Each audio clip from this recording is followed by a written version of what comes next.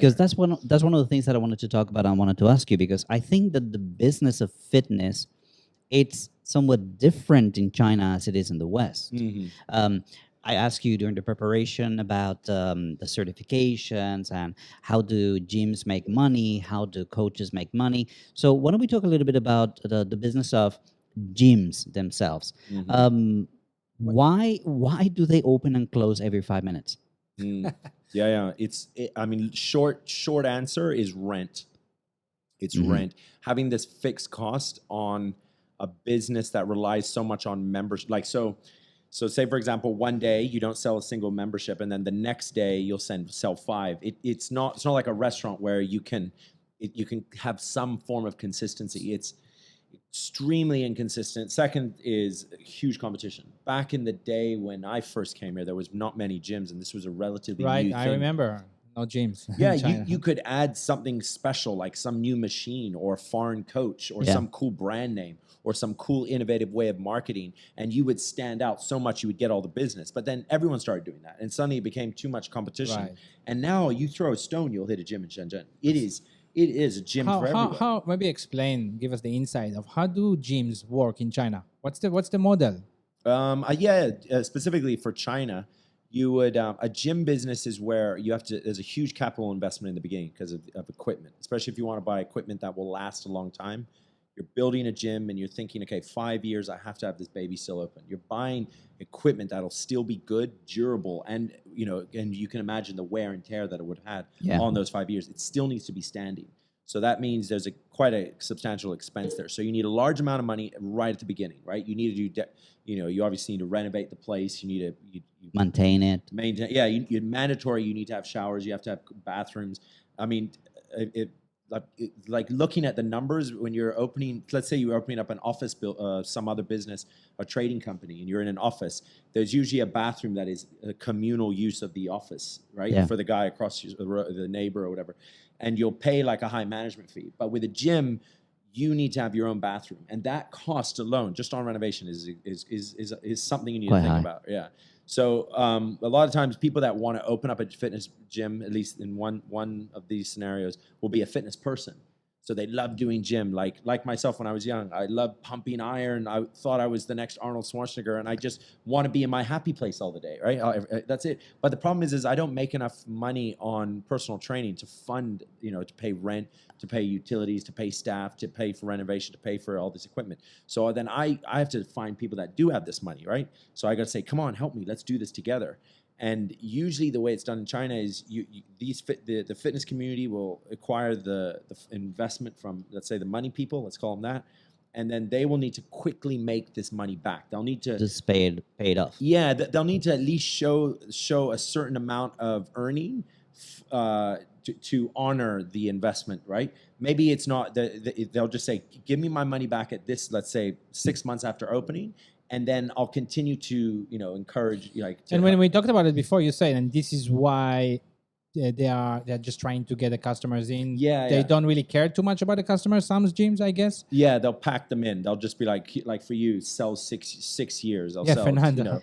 They'll give you this, they give you that. They just need that money to pay off the investor, so the investor's happy. The investor is happy with the investment he's made, and he's maybe happy to invest more should they need it. And then they start running the actual business, right? So another question you asked me earlier was you were talking about membership.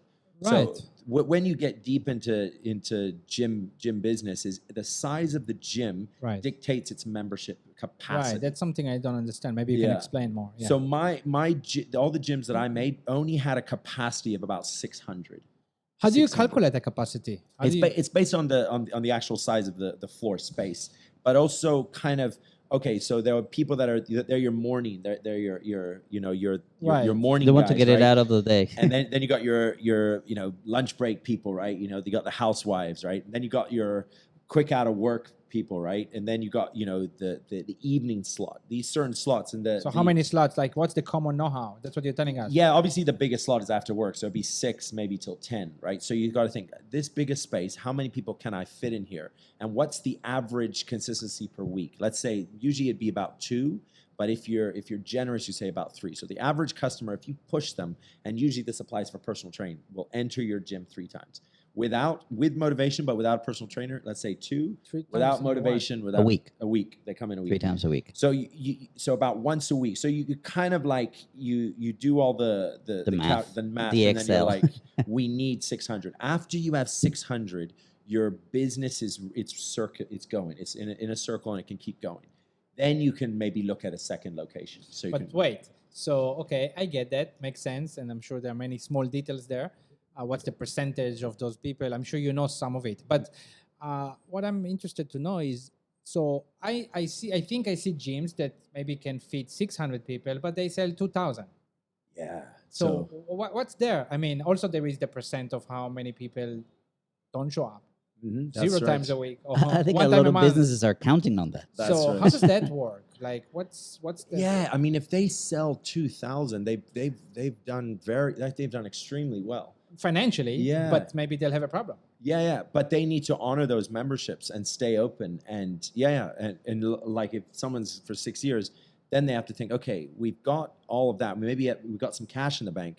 So maybe we can, for a few months, we can pay all the utilities, rent, and everything. But now we need to start finding new people to pack in here, or we need to find new ways to sell these people, sell them, smoothies or sandwiches, or sell them a T-shirt or some, get them to an event we organize. And that's when it's all starting to go down. Yeah, that's when it gets technical. So I know there's like a very common con that was done when I first came here was they sell all the memberships and the guy would run away with the money. That happened all the time. Yeah. All the time it happened, but now it doesn't happen as much because consumer protection. Yeah, it's a lot of legal stuff to protect. In the setup of a gym, for example, how do you plan for the type of machines that you're going to buy, and I mean, because for example, you buy a machine for legs, but you have 40 people coming at that particular slot. So how do you determine how many leg machines you're going to buy or different kinds or? Yeah, there's an art to this as well. I should give like a full seminar on this because you should. This is a very, very good question because so what you want to do is you want every piece of equipment takes up space. So in a sense that piece of equipment needs to pay its rent out of your entire space. So you want equipment. The first rule is the first secret. I'm going to tell this. This is my little secret here. The secret is you got to get a piece of equipment that a woman uses. Because if a woman uses it, you get a personal trainer on that. Then that baby's making you money. The only way that machine can return you money is if it's used in a personal training program. Right? You've gone into a rabbit hole. This is very, very deep. Yeah, we're going deep. Yeah. So I would never buy calf raise machines. No woman would want their calf raise. What is it? It's like the one that you gotta put on your tiptoes and okay, useless, absolutely useless for making money. They don't use it. It's expensive, takes up a lot of room, and the only guys that want to use it are the massive bodybuilders. Massive bodybuilders never want to pay for a gym membership. They always are like, "What's the lowest membership you can sell me, and can I bring my entire family with it?" If you're about to open a gym, you better listen now. Yeah. Whereas a woman who's well off, some rich housewife who wants to come in and do personal training, she's my target. She will keep my business open. So I don't want a bunch of bodybuilders around her that scare her away. So I do not want those machines. Okay. Fernando is dying to ask stuff. Yeah. Overweight woman or fit woman? Well, who's a better customer? China as a country, its culture is not overweight. Like when you compare it to countries like America or the West, right? Yeah. It is. So women that are somewhat plump, right? A little bit portly, they're like, oh, I want to tone up, or I want to stay. As I get older, I want to still stay toned. Yeah. Right. That's kind of that's your customer. That's a better customer. Yeah. That is the best customer. And I don't think it's just for China. Because they'll keep coming. They'll keep been doing it. They're consistent. The fat woman probably will give up. They're motivated. Unfortunately. Yeah. A very large woman would need a very good personal trainer who motivates her. And she shows up not to lose weight, but to see him. So for people that don't know. He makes her feel good. That's personal training. That's one of the ways to motivate, like you said, right? Yeah. So for people that don't know, they haven't been to China and maybe they go to gyms in the West.